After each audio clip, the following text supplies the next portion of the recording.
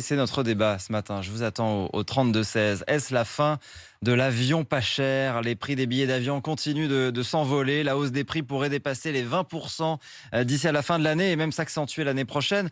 En cause, les prix du carburant, évidemment, les prix du kérosène qui étranglent les compagnies. Premier signal, on l'a appris hier, la compagnie low cost Ryanair stoppe ses promos, arrête les fameux billets à 10 euros. Le prix moyen d'un trajet va augmenter, il va passer de 40 à 50 euros.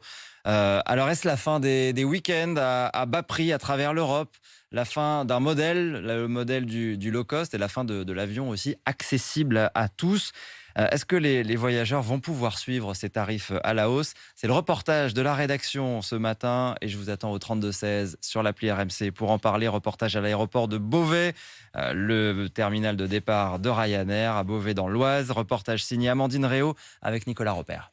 À l'aéroport de Paris-Beauvais, plus de 80% de l'activité est assurée par la compagnie irlandaise Ryanair. Kajetan, un étudiant polonais, fait souvent le trajet entre la France et son pays. Même si les prix de la compagnie augmentent, il continuera de voyager en low cost. Quand je compare les prix à Air France, parfois c'est, je sais pas, 600 euros.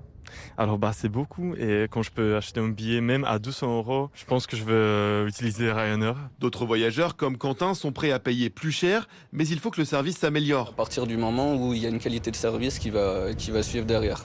C'est pas juste une augmentation de tarifs pour juste se mettre un peu plus d'argent dans les poches, pourquoi pas.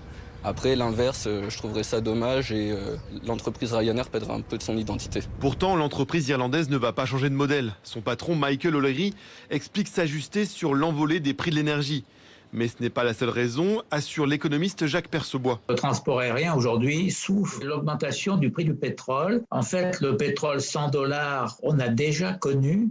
Par contre, aujourd'hui, on a $1 à peu près égal à 1 euro. Et donc ça joue. Avec cette hausse des coûts, c'est la fin des tarifs d'appel très agressifs. Terminer les vols à 10, 20 ou 30 euros. Ryanair quitte le monde de l'ultra low cost pour rejoindre un marché plus concurrentiel.